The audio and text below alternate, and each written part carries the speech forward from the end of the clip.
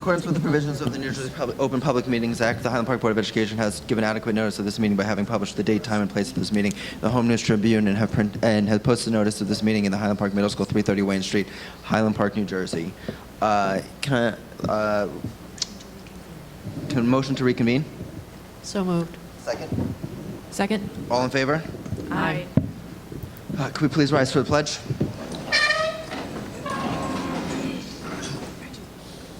I pledge allegiance to the flag of the United States of America and to the republic for which it stands, one nation, under God, indivisible, with liberty and justice for all.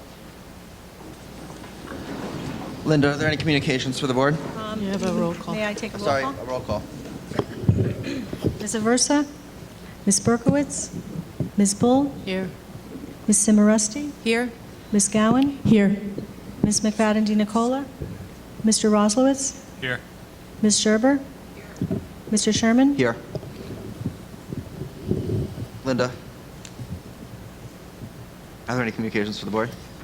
Yes, we received a thank you note from the the Life Skills Program students. It says, and this is written by one of the students, "Thank you for your support and encouragement as we develop our Life Skills Program."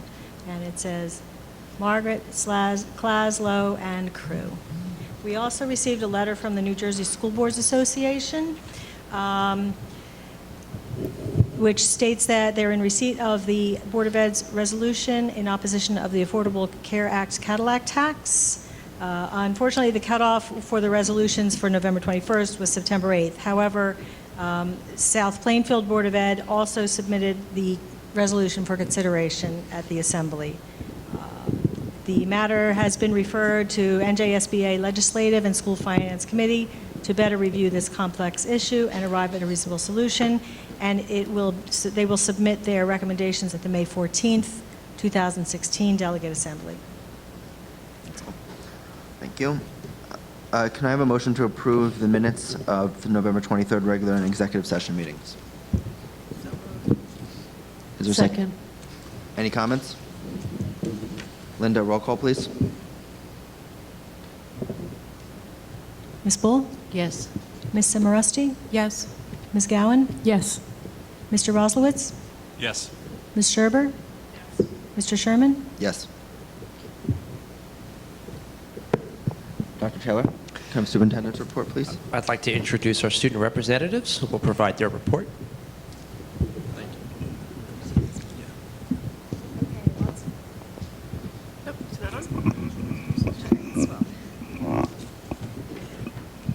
Okay, this one works.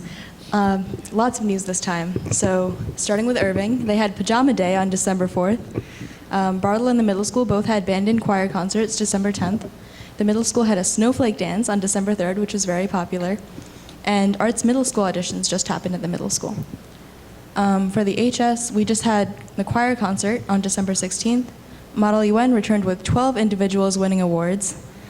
And the robotics team ordered a 3D printer with the HPEF grant that the board approved last time, so that's very exciting. On behalf of the entire robotics team, I'd like to thank the Ed Foundation for that.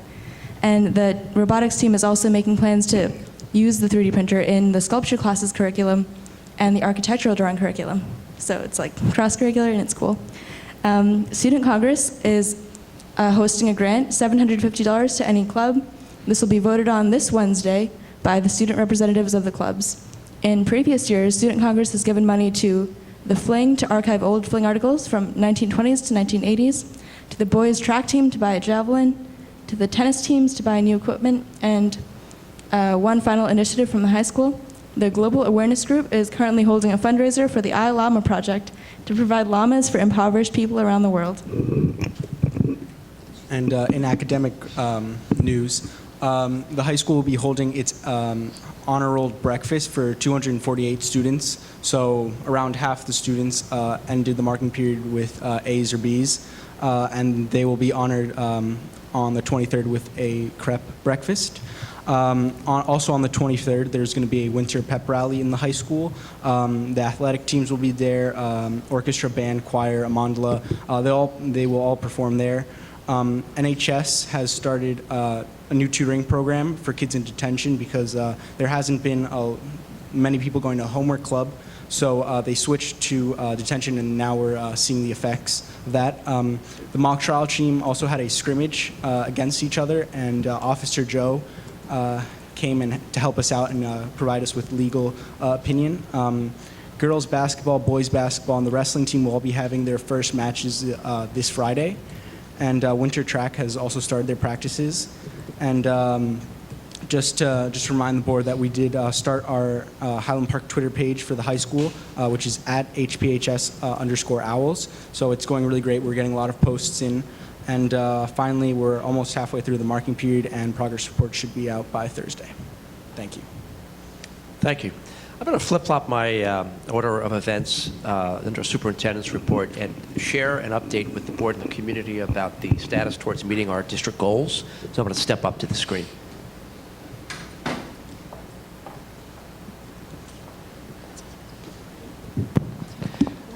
So in the last 3 months, we've been chipping away at instituting different programs and protocols to keep addressing the 3 core goals that the community can find on our district website. These are, actually, I'm sorry, 4 goals. These are the 4 goals that we established as a community last year that'll take us into the end of June. One of the things we've been doing to enhance communication and outreach with the community is work more closely with local TV, HPTV. We will now be broadcasting monthly info sessions, Board of Education / school district info sessions on our local television channels, which you could find on FiOS as well as Optimum. I most recently talked about me, my background, and my vision, and also the strategic planning process that I will help the community go through come the spring. So every month you can expect something on HPTV all about our school district. Speaking of the steering committee, one of our goals is to plan strategically for the future. And I have talked repeatedly about the process that I want as many members of our community to be part of before. But we're finally now moving forward incrementally in creating the infrastructure that's going to have us move forward on the process. And that first piece of the infrastructure is to develop a steering committee. So by the end of June, I will have put together a steering committee of between 10 and 12 representatives from the community. And I'm going to try to grab stakeholders from each sect of the community, civic leaders, clergy, members of the board, teachers, leaders, parents, and perhaps even some students at the high school. Finally, one of our goals of the 4 is to promote effective professional development. One of the things that Mrs. Knapp and I realized was not in place was an institutionalized committee, a group of people, mostly teachers and some leaders, who regularly meet.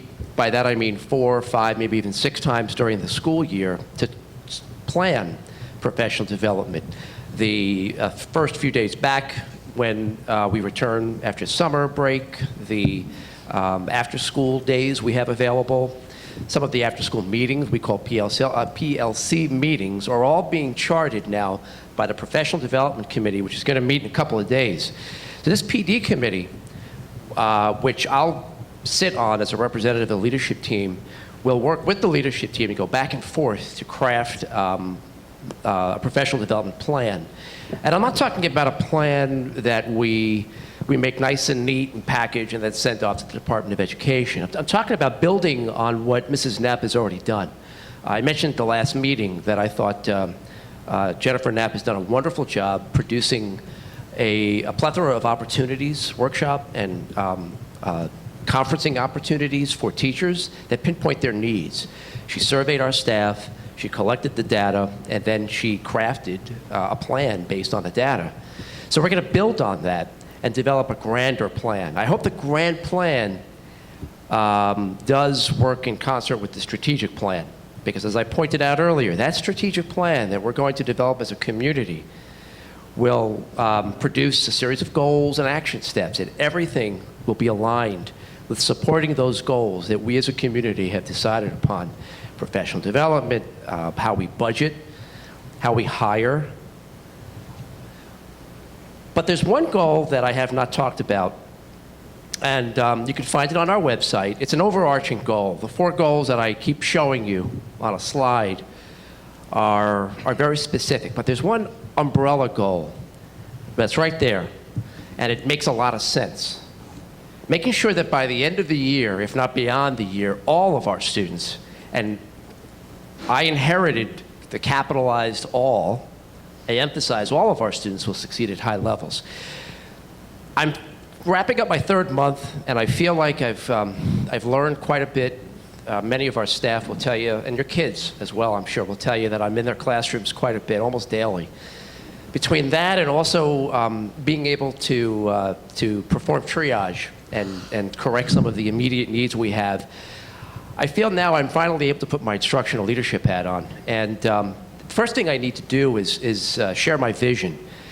It's just one person's vision based on 23 years of experience, failures and successes, and I've experienced quite a bit.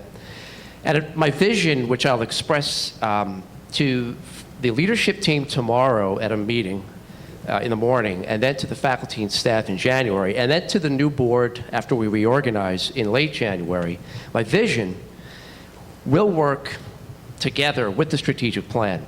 It will integrate itself into the strategic plan. That vision is going to start by making sure we all understand that the story of a child starts in kindergarten and then makes its way through grade 12. I want to be sure that as a community, especially as a district, we are not focusing myopically on one year at a time, but we're seeing the big picture. What happens when a child enters kindergarten or pre-K for that matter? Is he or she developmentally ready? What happens when that child graduates? What's happening in post-secondary life? It's going to mean exposing all of our students to the same kind of rigor, but pacing differently in separate classrooms depending on their needs, which means we're going to have to put a lot of focus on differentiating instruction. And other core elements that will surround this need for us to be inclusive, but at the same time adapt to the kids' needs. We will foster project-based learning and authentic assessment, 2 things which I hold very dear to my heart. I've been emailing the staff Edutopia articles. Edutopia is a site I recommend everybody in the audience and at home take a look at when they get a chance. It's the George Lucas Education Foundation resource website. Well recognized around the world to be a one-stop shop for some of the best research out there. And it's all about these things, project-based learning, authentic assessment, exposing all of our kids to the same kind of rigorous curricula so nobody's left behind. Although I don't want to use that phrase too much because it connotes some negativity, but I think you get my drift. So the staff already knows, based on the video I showed them when I first came on board, and I threw out some key phrases and the articles that I've been sharing, that these are the things that are dear to me. And they're part of my vision, which I'm going to share more specifically with the team tomorrow, and then the staff, and then the board and the community. So little by little, we'll work our vision into our strategic plan. So by next year, September 1, we hit the ground running with very clear, concrete goals aligned to everything that is a part of our district, from the budget to professional development and so on and so forth. So with that, I will take any questions the board has when I sit down, and then I'm going to continue with my presentation. Does anybody have any questions for Scott? Nope. You may go. Okay, so the next thing I'd like to do is recognize 2 board members, 3, one who's absent today, for their dedication and the hard work that they've put into helping this district and serving the kids as effectively as they can. So I'd like to say a few words about gentleman to my left, Board President Adam Sherman, who'll be leaving us after tonight's meeting, and 2 board members down, Catherine Bull, will also be leaving us. I'll say a few words, and then I'd like to present a plaque to them and take some pictures, and then we're going to have about 10 minutes or so to have some cake, which we cut up for you on the left side there, and talk to both Adam and Catherine. And then we'll You don't move up. have to talk to me. Well, you I'm have to okay talk to speaking Adam, myself. but you can talk to everybody else if you'd like. and then we'll come back to Student Spotlight. So with that, I'm actually going to stand up to the mic because eventually, that's a good idea. I'll go to the podium.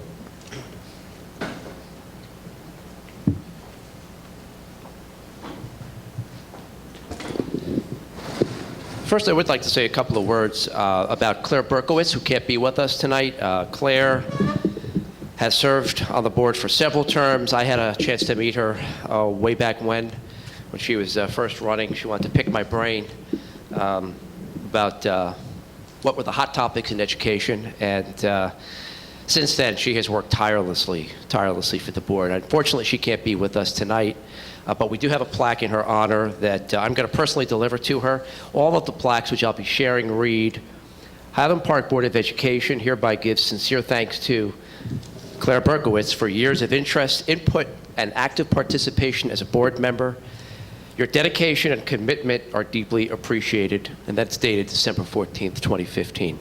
So thank you, Claire, for everything, and I'll be seeing you soon with this plaque.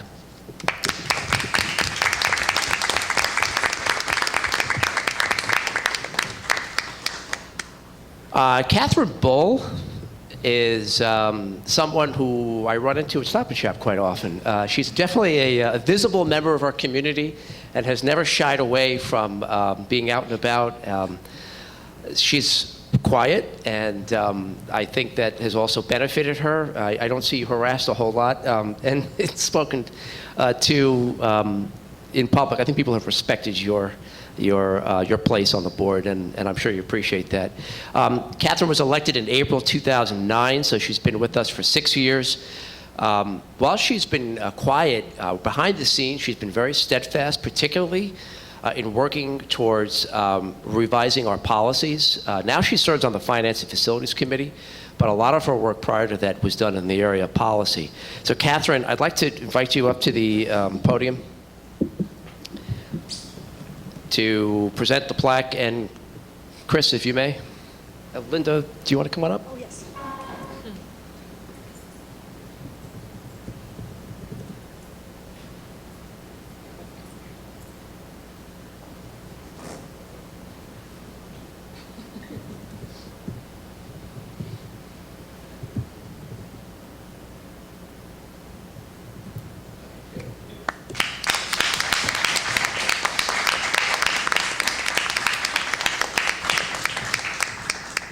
Now, Adam Sherman's claim to fame is a graduate here in Highland Park, and for the folks in the audience who don't know Adam, his claim to fame was he was one of the youngest, I don't know if you were the youngest, I'm sure at least in this community, board member elected to the board at the age of 19. In fact, you were only, days into your 19th birthday when you actually took the helm. Adam graduated in 2004. He has served 9 years on the board. I see his mother and grandmother is here to honor him. Adam is very busy right now, traveling the world. I have been catching Adam at all time zones. Thank you for picking up in the middle of the night wherever you've been. I appreciate it. Texting has been much to our benefit in that area. So his duties, his work duties are taking him away, so it's time for him to step down. A couple of things I'll note about Adam and his work on the board. He was big on nutrition. I didn't know you in your big nutrition days, but by the looks of you, I can still see you're wrapped around nutrition. At Going Green, this district is becoming slowly but surely recognized throughout the state, if not across the country, as being quite a green district.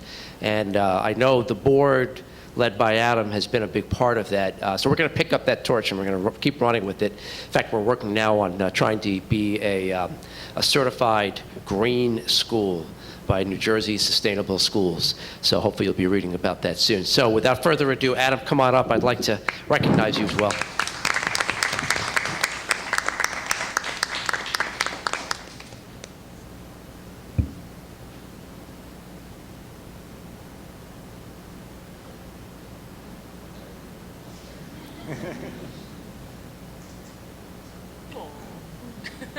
Grandma's got first dibs.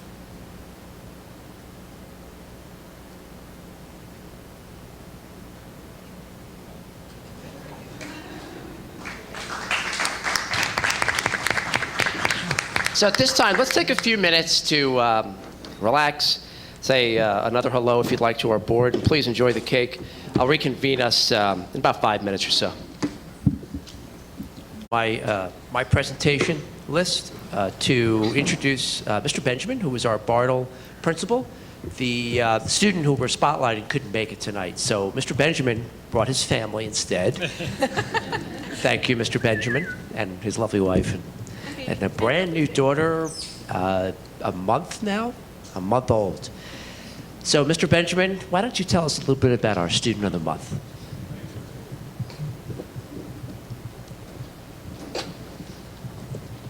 Good evening, everyone. Bartle's Student of the Month is Bella Zhao. I wish she really was here tonight because I think everyone would get a kick out of this young lady. She's amazing. Bella is a leader among her peers for her ability to show appreciation for people's cultural contributions and to create a climate of celebration at Bartle.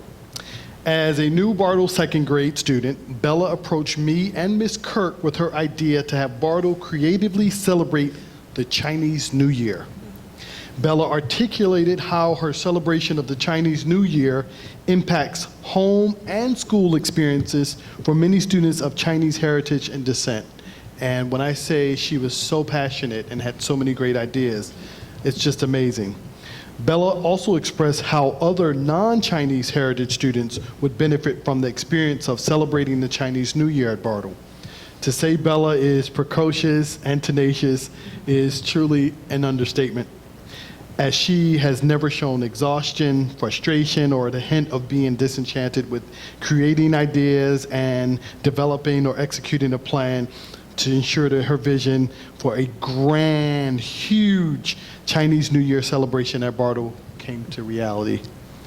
Bella has a genuine gift to inspire and persuade others, and her acts of caring uplifts the spirits of others and draws people forward to want to participate and be proud of their culture. So Bartle's Student of the Month is Bella Zhao.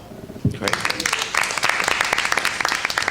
Dr. Taylor and I will be presenting the award to Bella and take a couple of pictures so you guys can see this lovely young lady. All right? Have a good one. Absolutely. And then we'll publish the picture and the narrative on our website and on the Highland Park website. So I'm going to request that the Benjamins leave. I'm kicking you out so you can get some sleep. And congratulations. Thank you for being here. So with that, I turn it back to the board president. Thank you. Congratulations to everyone who got an award, Catherine, particularly you. Can we have the board committee reports? Today, the curriculum committee will be myself. Actually, Yes. I can assist if you'd like. The curriculum committee did not meet tonight. The curriculum committee has a number of items on the agenda that you may want to discuss, but nothing of great magnitude. Correct. Actually, the two things I would like to highlight are, one, the request for approval of field trips. I want to follow up a few questions I received about trips that we tabled, including one to Williamsburg and one to Carnegie Hall. The question was, can we cancel those trips and not incur any fees if we chose to do so? And the answer is yes, we can. I am, during old business, though, going to follow up in general about a discussion I had with the music department about field trips, inclusiveness, and equity when it comes to providing help for those who can't afford to go on some of these trips. So you'll see that on the in your packet, we actually removed one trip, and that is the trip to Carnegie Hall. We kept the one to Williamsburg? No, it was the opposite. Or did I get that mixed up? Thank you, sorry. So we are going to Carnegie Hall, but we have removed the trip to Williamsburg. And one of the main reasons for that is to accommodate parents who would want to finance the trip over time. It just wouldn't be doable at this point to do that, since the trip, I think, was in April. The other item I just want to highlight is resolution number 6, which is the appointment of a practicum student. I just want to use this opportunity to emphasize the work that we're doing specifically with Rutgers University to host student teachers and practicum students. Whenever you see recommendation made to bring on board a practicum student, we are hosting that student to observe and do some teaching, but not as comprehensively as a full-time student teacher. I had an opportunity to participate on a panel at St. Peter's University about the new regulation that requires student teachers to put in a full year of student teaching time. That's going to start next year. So we expect, leaders like myself around the state expect there will be some ramifications to that new policy. So we'll talk about that more when that time comes. That's it. Thank you. Are there any questions? Catherine, can we have the Finance and Facilities report, please?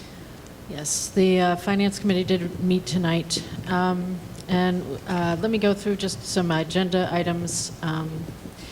Item 14, we're grateful to the Ed Foundation for their donation for the Adventure Aquarium trip. Item 15, the Bartle PTO has given some donations in support of various programs at the school. And also we have a donation from Judy Ang. Every year she has given money to the school, and it's matched by her employer. We're anyway. All these gifts supplement the budgets and pay for things that aren't in the budget, and so it's a real help for the schools. In January, this is item 17. In January, we're going out for the bid for the boiler upgrade again. Items 18 and 19 refer to replacement of the high school PA system. It was a budgeted item, and these quotes have come in under budget. Items 20 to 23 are for the re-installation of the water main pipe in the hallway of the first floor and the classroom HVAC unit piping in the middle school.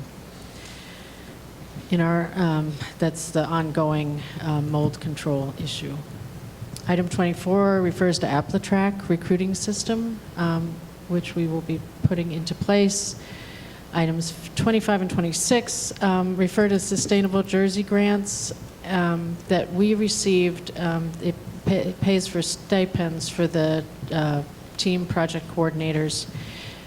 And one other, Irene Marks, who is an outside contractor, but it's also a stipend basically from that grant. She's done an incredible amount of work, as have the teachers on these grants, and also just keeping the sustainable jersey ball rolling in the district.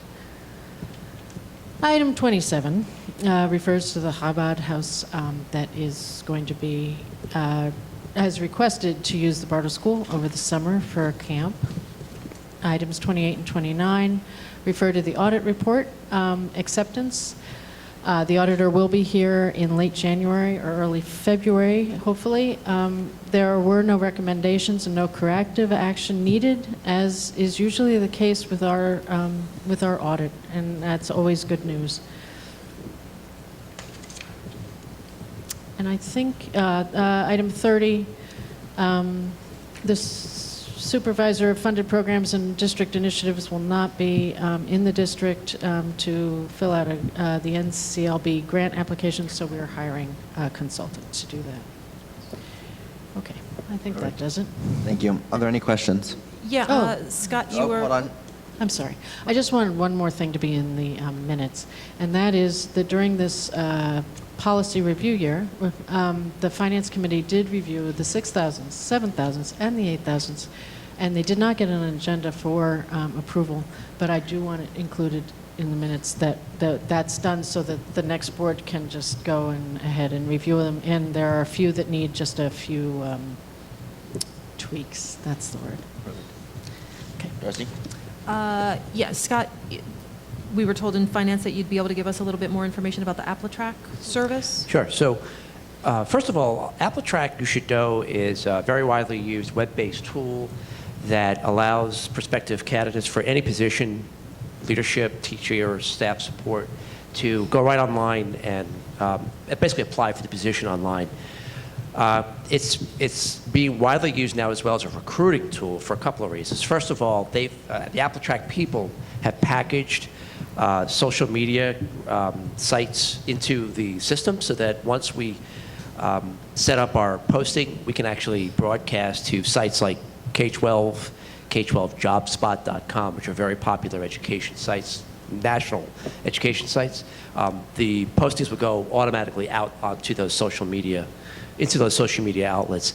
The other reason why I have found personally it's a terrific recruiting tool is because in my previous districts that have used AppleTrack, we've found that candidates appear to be more apt to apply for positions when they know they don't have to go through some of the rigmarole of having to send in credentials, package them via paper. AppleTrack takes any saved data that a job applicant has put into the system previously and automatically sends it off, if you wish, to the next position that you're applying for. A couple of the things that we're looking forward to using AppleTrack for. If we choose to go this route, we'll work with our payroll system. So we can actually have all of our new hires' information automatically populated into our payroll application. And finally, one of my efforts since I've been here is to digitize as much as possible, try to move away from paper for all kinds of reasons. As Elaine Donnelly, who's in the audience, will tell you, paper is actually taking up files and files worth of space that precludes us from actually using that space for classroom and office purposes.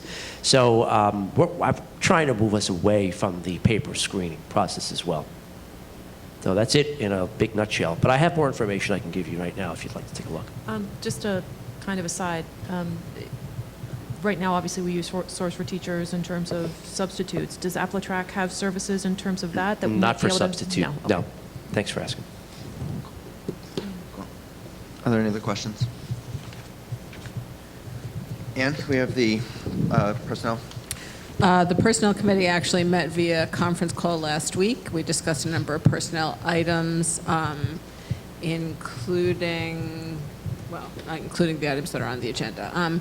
In addition, 2 of the 3 Personnel Committee members were able to attend the final round of interviews for the Director of Special Services, and were in agreement with the 4 principals who were also members of that committee in selecting our final candidate, who is here tonight and is on the agenda for hiring. And so I know, Scott, you wanted me to talk a little bit about the process. So I think that, first of all, we saw as the final candidates 2 very good candidates, both of whom I think were very impressive in their own ways. But I guess the first round of interviews included how many interviews? So, well, I'll take us a step back. So it's actually a multi-step process. The very first step had Middlesex Regional Educational Services Commission recruiting folks. And they received 14 applications. From the 14, they reduced the number to 5 qualified applicants. We gathered a committee of teachers. There were 12 of us, including me, members of the child study team, teachers, 2 parents, one of whom is in the audience, and will be a future board member. We also had with us Elaine Donnelly, who's the secretary to the Director of Educational Services, and I believe that's, and Mrs. Jennifer Knapp, one of our supervisors. The next round brought together members of the Personnel Committee and all 4 principals and myself, as well as the representative from Middlesex Regional Educational Services Commission, who came to us to ask some very probing questions, as well as share all of the reference data that Middlesex Regional Educational Services Commission collected. So I thought that both the members of the board who were there could just speak a little bit about their experiences, and then I'll formally introduce Mrs. Budine. Well, as I said, I thought both candidates were excellent, but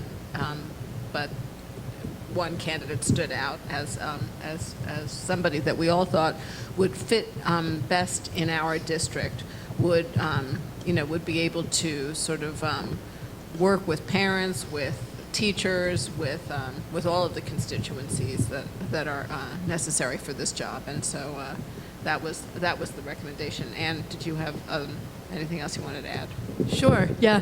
I would just say I could not be more pleased to welcome you to the district. I think we were all impressed by your wealth of experience, your knowledge, and your enthusiasm, really, even though you were deathly ill, I think, when you came for the interview. You seemed very excited to get to work. She's very knowledgeable about our areas of need, compliance issues. She also seems very approachable, which I think is something that our district really needs. I think there are special needs parents who really want someone who will listen to them and take their input seriously. And I think we have found someone who will do that. I also wanted to say I spoke with someone on the first round committee who gave me some very positive feedback about a positive behavioral support program that Ms. Burdine instituted at a previous institution. For me personally, positive reinforcement is just so important in the special needs context, and we are so lucky to have a director coming to us with experience implementing that program and working with that program. So I'm very excited about our, hopefully, new director. One of the things the committee, both committees were looking for, of all the things that they were looking for, was that we would bring somebody on board who maintains some stability and some continuity. Somebody who will be here for at least the mid-haul, if not the long haul. We could use that. We could use that. So I formally recommend Mrs. Boudin to the board. Thank you. All right. And is there a policy and regulations report? No. At this time, I'd like to open up for public comment. Is there any public comment tonight?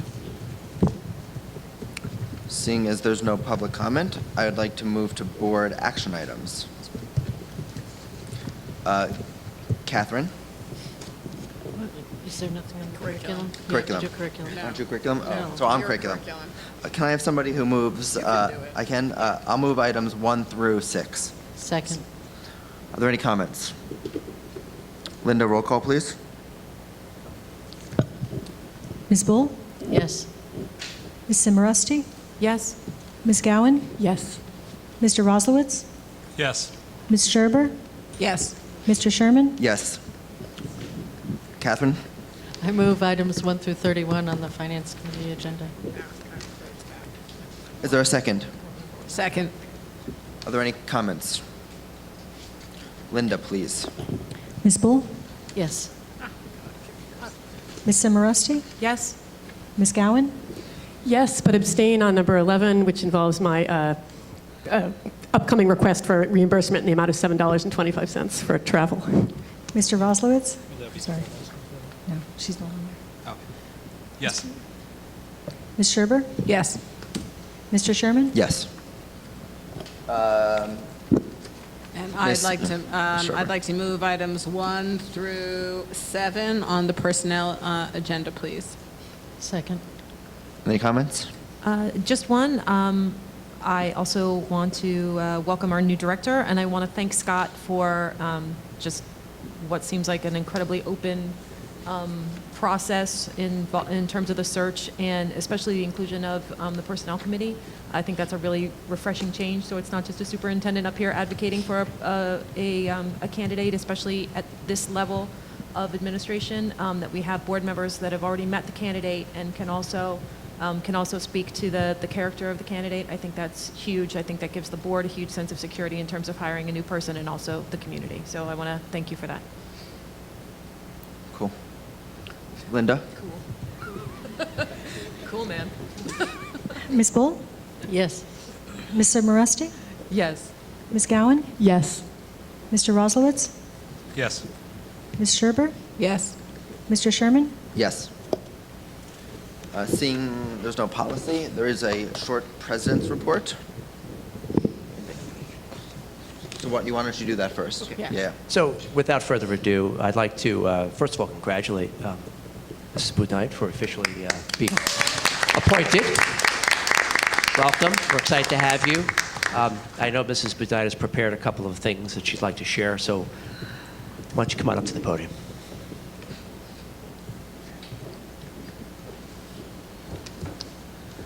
Good evening. First, I would just like to say how very honored and humbled I am that You've given me the opportunity to work with your district. I'm really looking forward to it. I had the opportunity during the interviewing process to meet staff members, administrators, board members, community members, and I love them all. So I'm really looking forward to working with them as well as everyone else. A little bit about myself. I am in my 22nd year in the field of special education. I started out as a special education teacher, and then from there I moved into the administrative portion of my career. A lot of my administrative part has been in out-of-district placement, and I've worked with students with emotional and behavioral disabilities, which gave me a lot of really great experiences. And over the last few years, I've been in the general public school setting, which has also been very rewarding and a lot of fun. I have had a number of interesting experiences which really helped me to develop some skills that I'm not sure I would have otherwise had the opportunity to develop.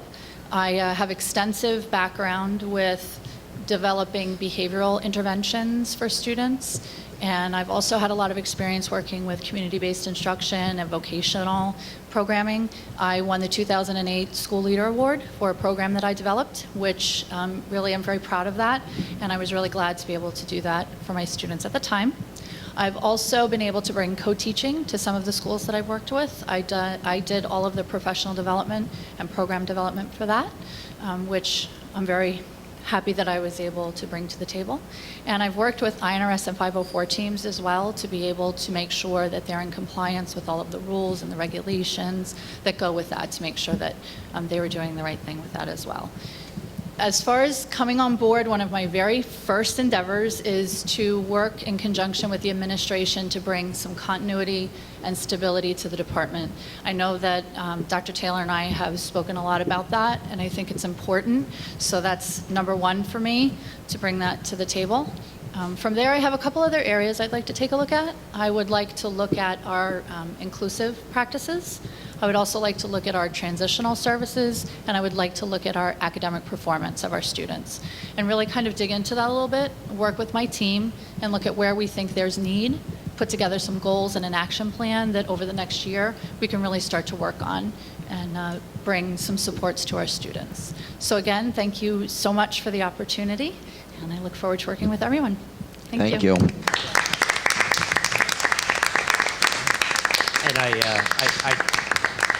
I did recommend that Mrs. Boudin either stay or head out if she has work to do, and I believe tomorrow morning you have a busy slate from what I hear from you, so if you head out, we look forward to working with you. Thank you. Welcome.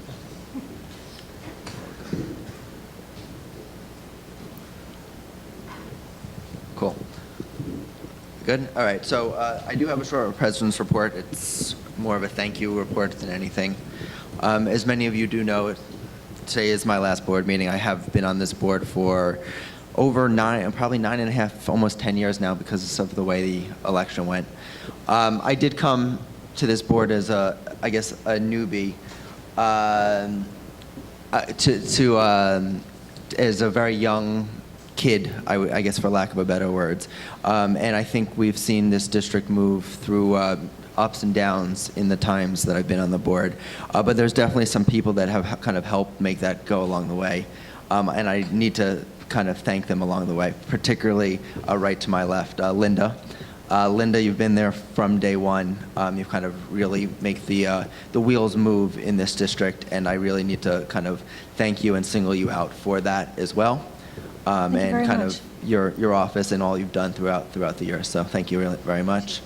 I need to also kind of thank Rob and Cheryl, who was actually at my first board meeting here ever. So I think it's quite ironic that Rob now comes on to the board, and so it's very cyclical, I guess we could say, in this community, but kind of you guys have always been there as well. Both my parents and my grandparents as well, who were here. My grandmother's a former teacher and does love to call me either when I'm out to dinner or some inopportune time to complain about all the other board members here and say, what's going on? Why is everybody screaming and all of that kind of stuff? So I thank her for that. Scott, I think you've done a great job since you've come on, and I think we have great places to go. But I do leave this district with one thought in my mind, and is this a district that I do want to send my kids? And I think we've made progress along the way, but there is still a lot of work to be done within this district. We do need to transform the way we teach in this district. We do need to accept the new world that we live in. We need to understand that technology can be an enabler of instruction. We need to understand that data is not an enemy or a positive, it's just data. And we need to kind of create processes within our district to harness the data that we do have to kind of to help improve education. And I think that doesn't necessarily mean more testing, it doesn't mean less testing, but it does mean we need to accept that data can help provide a lot of educational initiatives in this district. So I do, again, just want to say that we do have a long way to go, but Scott at the head and the board coming in definitely has their hands full, but I definitely leave trusting that we can kind of get back to the place that we once were, and I think we have the capacity to do that. So again, want to thank everybody, Catherine as well. I want to cede you any time that you have, but I also do want to thank you as well, because you have been there from day one almost as well, kind of bringing us along, and you did sat at the helm of a very, at this table, at a very inopportune time for our district, and you handled that gracefully, and I really appreciate everything you did to kind of bring this community together in a time of need. And thank you also to the left of me for this year, who've kind of kicked me under the table when I've said something that I probably shouldn't have or about to. So I want to thank everybody, including She all. hit you above the table more than once. Or It's the on board. film. You Or can the go board. back to the film. Or the board table. But I also want to thank all of our new board members who have brought a perspective to the table. I have disagreed with that perspective many times, but that is a perspective that has also helped enhance the debate at the table. So I do want to thank everybody, and I want to wish the community all of the luck in the coming year. So thank you very much. Thank you, Ed. Thank you. Is there any old business besides what we have on the agenda? Yeah. Oh, We can start with what's on the agenda, yeah. okay. I do want to follow up what has been a continuing concern of the board as well as mine about the way we are promoting field trips, especially in our music department. It appears that there have been several trips that come to my desk that are quite expensive. So my concern has been, and you'll see going forward, will always be how to get as many kids, if not all the kids who want to be part of events like this involved. So I did have a meeting with the music department. They have some very valid concerns about the fundraising efforts or lack thereof that some of our kids have taken part in. I'm going to be working with them to find ways to support their goals, to take our kids to competitive events that not only serve to breathe life into the kids' work. You know, some kids do like that sense of competition, even in the musical field, but also to expose kids when they go to some of these competitions to some really high quality work that's being done out there. So our kids have a chance not only to share their expertise, but also hear what their peers are up to from around the country, if not around the world. So I'm going to be working closely with them to support their goals. But one thing I did leave with them is the absolute necessity that whenever a trip comes to my desk, it be a trip that all can participate in. So that means if a fee of $200 or $300 is incurred, there's a backup mechanism, a way to support that child, whether it's through the Teen Center's efforts, fundraising, or other resources from which we can pull.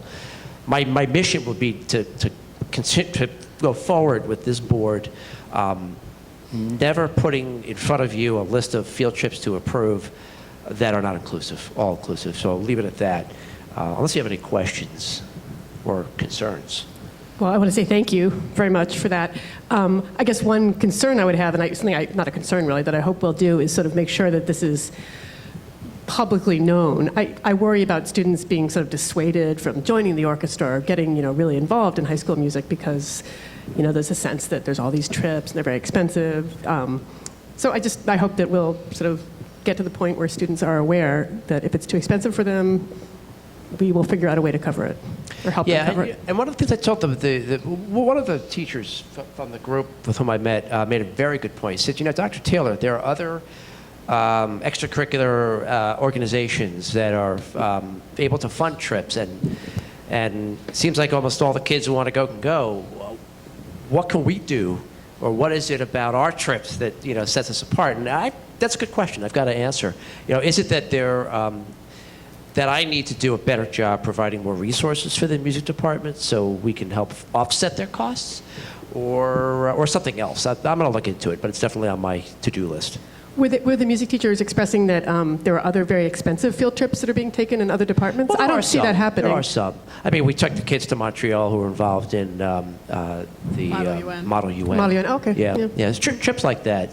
So what I need to do is share best practices. I have to figure out what people are doing here and tell the people over there what's going on so that they can work together. So that'd be one of my missions. I mean, I certainly would worry about Model UN, too. I don't know how expensive that trip was. And I guess I was not paying as much attention as I could have when that came before the board. If that was another $400 trip, I mean, I'm concerned about that as well. I don't mean to single out the music department. But we need to especially let kids know in advance, when they come into the high school, that these programs are open to everybody. It's not going to be this horrible, embarrassing thing if your parents don't want to pay $300 for you to go to Williamsburg. $400. The Model UN trip to Montreal had support from the Ed Foundation, so it was not onerous per pupil. I was paying attention. It was not the $400 or $500 or $600 trip. It was not. I would have noticed that, I think, actually. I was being self-deprecating. Yeah, so maybe we need to find a way to extend that kind of support or encourage the Ed Foundation. I'm not sure what the... I have to plant some seeds, just kind of an aside. At this meeting, my music team came up with some phenomenal ideas about how we could promote diversity in our groups and also encourage kids who might not be apt to partake in orchestra, band, and chorus to get involved. So we spent some time identifying what the problems are, lack of instruments, the need to support kids practicing their instruments or finding the time to.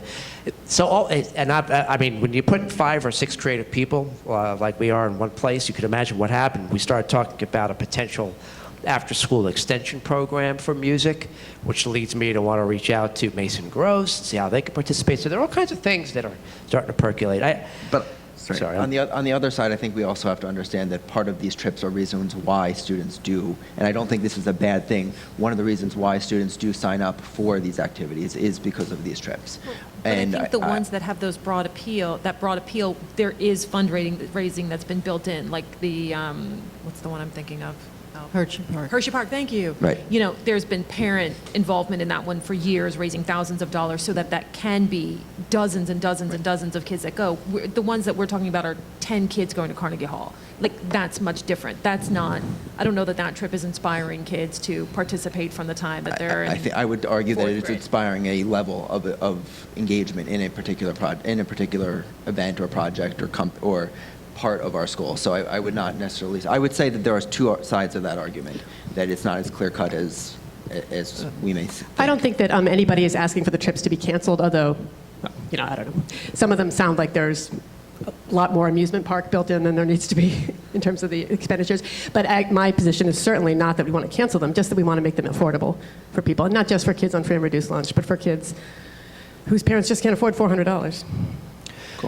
I'm going to move to the next item under old business, and that's to update the board of the community on the relationship that I've decided the district will have with the local police department and the school liaison officer. So over the last couple of weeks, I have spent a lot of time talking with everybody from our local NAACP chapter president to the mayor, police chief, Officer Cabello himself, members of the board.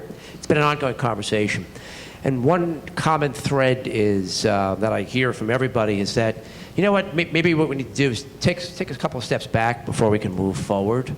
And so I think because of the rollout, the nature of the rollout,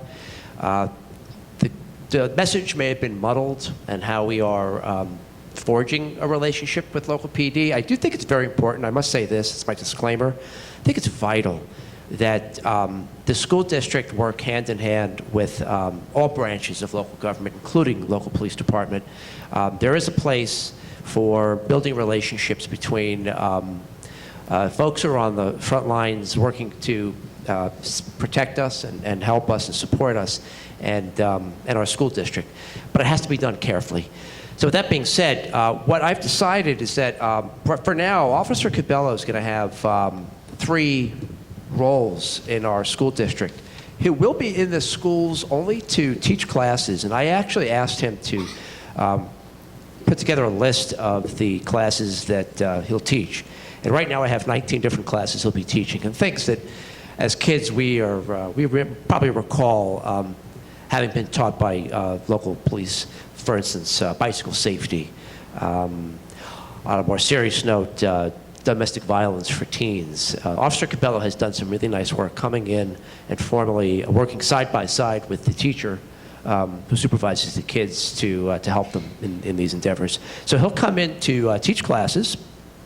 The second role will be to, by invite only, attend social events, football games and the like, if the administration feels it's appropriate. And third, he'll continue doing what he's already been doing prior even to May, and that's to assist with school startup and departure, usually outside to help manage traffic and work with students if there are any issues.